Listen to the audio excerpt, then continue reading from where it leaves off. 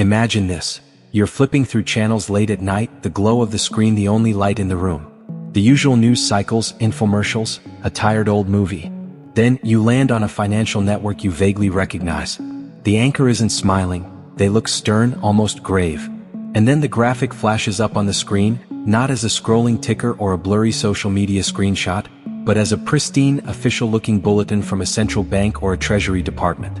The headline reads, Coordinated Currency Revaluation Announced, Iraqi Dinar and Vietnamese Dong New Exchange Rates Effective. For a second, you think it's a dream, a deep-seated fantasy from the online forums finally bleeding into reality. You pinch yourself. The graphic doesn't fade.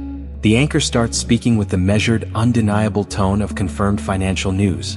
This, right here, is the moment thousands upon thousands of people holding these currencies have been waiting for, not for years but for decades. Is this scenario pure fiction, a constructed pillar of the online revaluation community? Or could there be a sliver of a chance that such a broadcast could actually happen, not on some obscure YouTube channel, but on mainstream television, signaling a verified, historic financial reset? That exact question, that very image of a confirmation on live TV, is what we are going to dissect piece by piece, fact by fiction, hope by harsh economic reality in this full breakdown.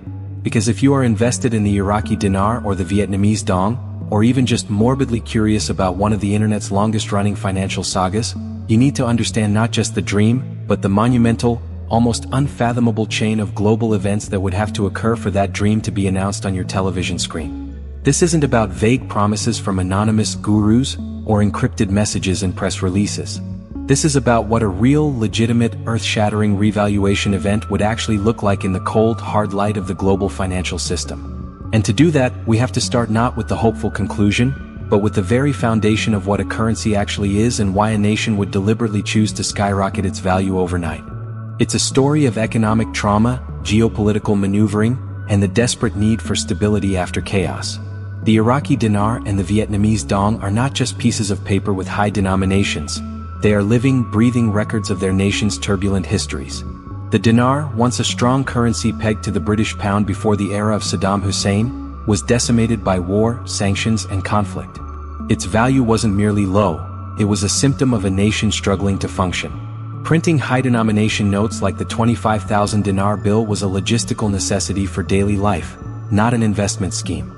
Similarly, the Vietnamese Dong carries the weight of a country that has undergone incredible transformation from a war-torn landscape to a bustling, manufacturing powerhouse, yet its currency remains domestically focused, with value tightly controlled. So, the first and most critical question we must ask before we even glance at a news bulletin is, why? The persistence of the revaluation narrative and the specific trope of the confirmed media report is a phenomenon unto itself, a digital age saga blending finance, hope, and the powerful architecture of online communities. To understand why a segment of people genuinely awaits a televised announcement, you have to step inside the ecosystem that has nurtured this belief for over a decade. It's a world of cryptic language, intel drops, and a perpetual state of imminent revelation. This ecosystem operates on a self-sustaining cycle. It begins with a legitimate, if dry, piece of financial news from Iraq or Vietnam.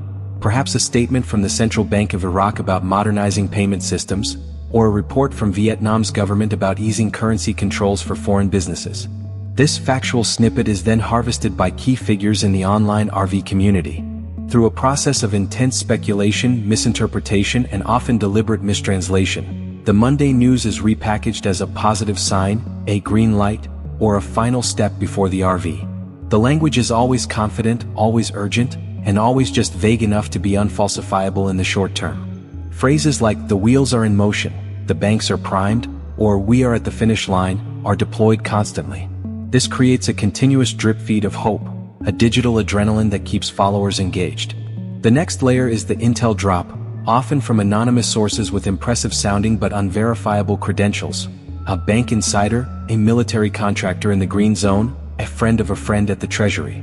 These drops are shared on private forums, conference calls, and paywalled websites, creating a sense of exclusivity and insider knowledge. The information is almost never concrete. It's a puzzle, a set of dates and codes to be deciphered by the faithful. And when the predicted event doesn't happen on the specified date, the narrative doesn't collapse. It simply adapts. The date was a fluid marker, the intelligence was good but the timing was off due to last-minute security concerns, or it was a test of the community's resolve. This constant moving of the goalposts is a classic feature of prophetic or apocalyptic belief systems, and the RV community shares many of these traits. It is fundamentally immune to disproof because its core event is always in the future, always just about to happen. This is where the TV confirmation fantasy becomes the ultimate climax. After years of digging in forums and decoding obscure messages, the faithful believer imagines the ultimate validation, the story breaking not in their insular world, but on the mainstream media platform they share with the rest of society. It would be the moment their patience and belief are vindicated for all to see. It would transform them from an online speculator into a visionary who saw the truth before anyone else. The psychological payoff of that imagined moment is incredibly powerful. It's not just about money, it's about being proven right in the most public way possible. But let's dissect what a real, legitimate broadcast about a currency reset of this magnitude would entail, and how starkly it would. So, if the dramatic, instant revaluation is a fantasy at odds with economic reality, what is the real, tangible future for the Iraqi Dinar and the Vietnamese Dong? To answer that, we must move from the realm of speculation and into the documented, challenging world of international finance and development economics. The real story of these currencies is not about a magical multiplication of value, but about the arduous, incremental path towards stability, credibility, and global integration. It is a story measured in basis points, not thousand-fold leaps. For Iraq, the primary goal is not enriching foreign holders of its currency, but achieving something far more fundamental: a stable, functional, and internationally accepted medium of exchange that supports its own reconstruction and growth. The Central Bank of Iraq has been engaged in a long-term policy of dollarization reduction, a technical term for weaning its own economy off the US dollar for daily transactions. This is a critical step. When a population has more faith in a foreign currency than its own, it is a sign of deep-seated institutional distrust. The CBI's efforts, including the issuance of new, harder-to-counterfeit banknotes and the promotion of electronic payment systems, are aimed at rebuilding that trust domestically. Success in these efforts would be marked by a gradual, natural strengthening of the dinar's value over time, as demand for it increases within Iraq's own borders. This is the opposite of a shock event. It is a slow cultural and financial shift. Furthermore, Iraq's relationship with the International Monetary Fund is instructive. The IMF has extended billions in loans, but with strict conditions tied to fiscal reforms, anti-corruption measures, and public sector restructuring. These are the unglamorous building blocks of a sound economy. A sudden, unilateral revaluation would blow up these carefully negotiated programs and likely trigger a default on those very loans. The path forward is one of painful reform, infrastructure investment, and diversification away from a purely oil-dependent revenue model. Any significant appreciation of the dinar will follow, not precede, the solidification of these foundations. It may manifest as a slow crawl from 1,460 to 1,400 to 1,350 to the dollar over the course of years, as Iraq's risk profile in the eyes of international investors improves. This is not the RV of forum lore, but it is a realistic path to increased value that benefits the Iraqi people first and foremost. For the Vietnamese Dong, the narrative is one of controlled evolution within a socialist-oriented market economy. The State Bank of Vietnam manages the dong's value within a tight band against a basket of currencies, primarily the US dollar. This control allows Vietnam to keep its exports competitively priced, which is the lifeblood of its remarkable economic growth. The government's strategy has been one of cautious, gradual liberalization. They have widened the trading band incrementally, allowing for more market fluctuation. They have permitted greater foreign ownership in certain sectors. The goal is to avoid the kind of shock that devastated Southeast Asian economies during the 1997 financial crisis. Vietnam's leadership is famously pragmatic and risk-averse when it comes to financial stability. A sudden, massive revaluation would be anathema to this entire philosophy. It would be an act of economic self-sabotage, making its factories, its textiles, its electronics, and its agricultural products instantly more expensive on the world market. The more likely future for the dong is a continued, managed float, with a very gradual appreciation trend as the economy matures, wealth increases, and inflation is kept in check. This could mean the dong moving from 25,000 per dollar to 23,000 over a decade. A significant change in forex terms, but again, not the life-altering windfall of internet myth. This focus on the realistic pathways forces us to confront a crucial and often uncomfortable question. Who benefits from perpetuating the myth of the imminent, televised revaluation? The answer reveals a shadow economy that exists parallel to the real economies of Iraq and Vietnam. This ecosystem has clear beneficiaries. Where does this leave us, the observers seeking truth in a landscape muddied by hope, hype, and economic complexity? The conclusion is neither a definitive never, nor a promised tomorrow.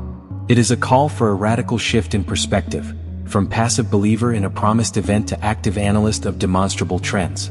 If your interest in the Iraqi Dinar or Vietnamese Dong is genuine, whether as an academic curiosity or a fringe element of a diversified speculative portfolio, then the tools for understanding their future are publicly available, though they require work to interpret.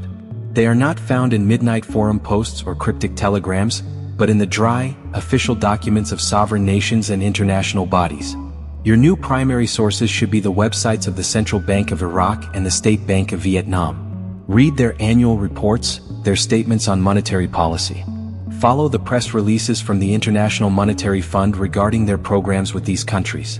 Monitor credible financial news services like Reuters or Bloomberg for reports on Iraq's oil production agreements, its budget approvals, its bond issuances, or Vietnam's GDP growth, export figures, and foreign direct investment inflows. These data points are the true pulse of these economies. They tell the story of two nations on long, difficult journeys of development.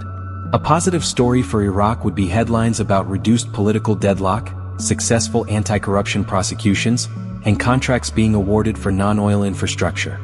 For Vietnam, it would be continued growth with instability, upward movements in its manufacturing value chain, and careful steps toward financial liberalization. These are the events that, over the long term, build currency value. They are the antithesis of a shocking broadcast. They are the slow turning of the flywheel. This analytical approach does something crucial. It restores agency to you, the viewer. Instead of waiting for a guru to interpret a sign, you can assess progress yourself. You can ask concrete questions. Are Iraq's foreign reserves growing? Is inflation in Vietnam under control? Is the parallel market rate for the dinar converging with the official rate? These are the metrics that matter. They remove the mystery and replace it with measurable reality. This perspective also allows you to spot red flags in the RV news ecosystem instantly. Any source that claims to have secret, exclusive information about a world-altering financial event is almost certainly not credible. World-altering financial events are not secrets. They are meticulously coordinated and publicly announced to prevent global market meltdowns. Any source that constantly uses dramatic, urgent language but never admits past mistakes is engaged in narrative maintenance, not journalism. Any source that asks you to pay for the real information is selling you a product, and that product is hope, not insight. Let's be unequivocally clear about the historic broadcast scenario from your title. As of today in 2025, there has been no such confirmation on any legitimate, mainstream television network regarding a revaluation of the Iraqi dinar or Vietnamese dong. Any video claiming otherwise is, at best, analyzing a hoax or a misunderstanding, and at worst actively fabricating one. The full breakdown leads us to this point. The dream of a sudden, enormous revaluation is a compelling narrative, but it exists in direct conflict with the principles of modern national economics, the stated goals of the governments involved, and the mechanisms of the global financial system. It is a story that makes psychological sense but not practical sense. This doesn't mean these currencies are worthless. They have their value set by their respective economies and forex markets every single day. But that value is a reflection of current reality, not a placeholder for a fantasized future. For the vast majority of people watching this, the most powerful financial revaluation you can ever experience will not come from a foreign currency windfall. It will come from the compound interest on your retirement account, the growth of a skill that increases your earning potential, the equity in a home or business you build over time, or the disciplined investment in a broad-based index fund. These are the proven, unsexy, reliable engines of wealth creation. They don't require decoding or waiting for a signal. They require consistency, patience, and a firm grounding in economic reality. The saga of the Dinar and Dong RV is, in many ways, a modern financial fairy tale. A story of a sleeping giant of value waiting for a magical pronouncement to awaken. But in the real world, giants awaken slowly, through effort, reform, and the hard work of millions. The true history of these currencies is being written right now in Baghdad and Hanoi, in policy meetings and economic reports, not in a television control room ready to flash a miraculous graphic. If you take only one thing from this comprehensive breakdown, let it be this. Empower yourself with real knowledge. Understand the difference between speculative fantasy and economic development. Let your curiosity about these fascinating countries lead you to learn about their real struggles and achievements, not just the investment mythos that has been overlaid upon them. The most valuable asset you have in any financial landscape is not a stack of foreign currency. It is your own educated, critical, and discerning mind. Protect it, nurture it, and trust it to navigate between the siren songs